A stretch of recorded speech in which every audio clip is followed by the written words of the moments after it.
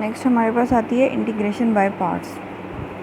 जब हमारे पास एक्स की फॉर्म में दो वेरिएबल्स प्रोडक्ट की फॉर्म में इकट्ठे हो जाएं तो हम इंटीग्रेशन बाय पार्ट्स यूज़ करते हैं। जब हमारे पास इंटीग्रेशन के दरमियान में प्लस का आ जाता है या माइनस का ऑपरेशन आ जाता है तो हम उसकी इंटीग्रेशन अलग अलग करके भी कर सकते हैं, लेकिन जब प्रोडक्ट का ऑपरेशन आ जाएगा तो हमें उसके इंटीग्रेशन बाय पार्ट सॉल्व करना पड़ेगा। इसमें ये इसका एक स्टैंडर्ड फार्मूला है, u हमारे पास पहला फंक्शन होगा, v हमारे पास दूसरा फंक्शन होगा, जो दो हमारे पास मल्टीप्लाई हो रहे हैं, ठीक है। और ये इसका फार्मूला है u integration of v then minus derivation of u then integration of v और फिर उस पूरे का दोबारा से इंटीग्रेशन, ठीक है। इसके हम नेक्स्ट एग्जांपल करते हैं तो फिर वो ज़्यादा अच्छा समझ आ जाएगा, ठीक है। अब हमने इंटीग्रेशन करनी है x sin x dx की। अभी देखिए हमारे पास दो वेरिएबल्स का प्रोडक्ट आ रहा है। अगर यहाँ पे हमारे पास दरम्यान में प्लस का साइन होता तो हम इन दोनों वेरिएबल्स को अलग-अलग करके इंटीग्रेट कर सकते थे, लेकिन प्रोडक्ट के साइन के लिए हमारे पास इंटीग्रेशन बाय पार्ट ज़रूरी है, ठीक है। अब नेक्स्ट हमने अपना u कंसीडर कर लिया x को और v कंसीडर कर लिया sin x को। इसमें हमने इस चीज़ का भी ध्यान रखना है कि हमारे पास जो वेरिएबल्स दोनों आ रहे हैं, जो दो फंक्शंस हमारे पास आ रहे हैं, उनमें से हमने u किसको लेना है और v किसको लेना है। जिसकी इंटीग्रेशन करने से हमारे पास डेरिवेशन करने से हमारे पास सिंपल फंक्शन आ जाए उसको हम u कंसीडर करेंगे। जैसे यहाँ पे x है, इसकी हम जब डेरिवेशन करेंगे तो वो 1 आ जाएगा। अगर हम sin x को u लेते तो वो फिर cos x बन जाता, वो मज़ीद आगे के आगे कॉम्प्लिकेटेड फंक्शन होता जाता। इसलिए हमने सिंपल यहाँ पे u को x कंसीडर कर लिया और v को sin x कंसीडर कर लिया। अब हमने फॉर्मूले के मुताबिक integration of v dx find करनी है, is equals to sine x d x is equals to minus cos x आ गई, और d you over D x हमारे पास किसके इक्वल आ गया, 1 के इक्वल आ गया। अब हमारे पास दोनों चीज़ें आ गई, इनकी हम यहाँ पे फॉर्मूले में वैल्यूज़ पुट कर देंगे, ठीक है।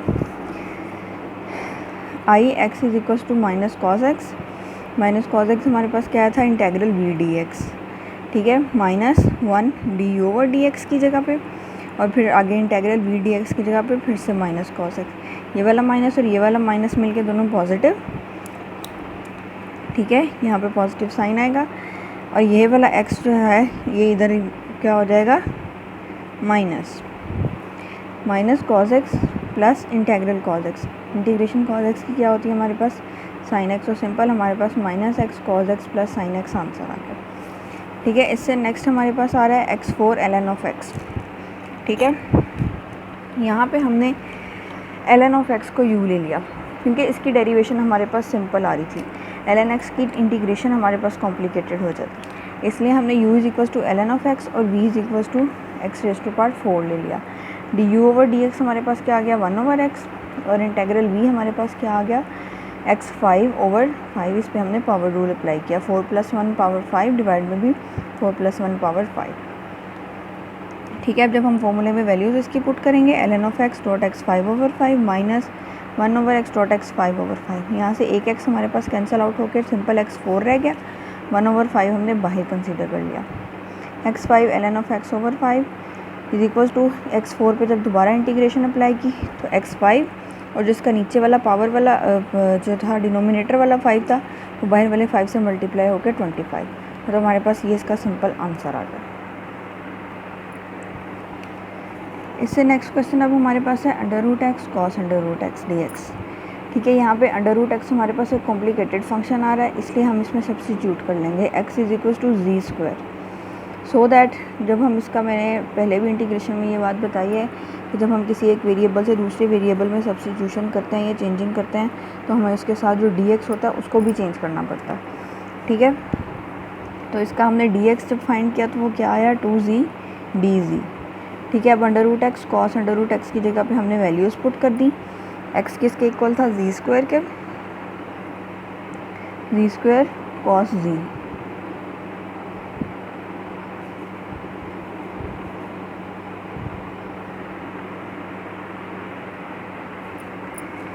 ये वाला जी स्क्वायर हमारे पास इस तरह से बना के ऊपर जो dx के साथ एक z आ रहा था, एक z वो वाला, और एक √x की जगह पे जो आएगा वो वाला, ठीक है। यहाँ पे जब हमारे पास x is equals to Z square हमने रखा है तो इसको हम ये कर सकते हैं ना कि √x is equals to z, उस तरफ √ स्क्वायर के साथ कैंसिल हो गया और इस तरफ इसके ऊपर आ गया, ठीक है। तो z की वैल्यू हमारे पास √x के इक्वल है।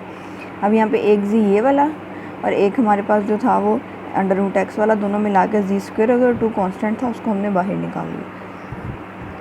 अब हम इस पर इंटीग्रेशन बाय पार्ट्स अप्लाई करेंगे।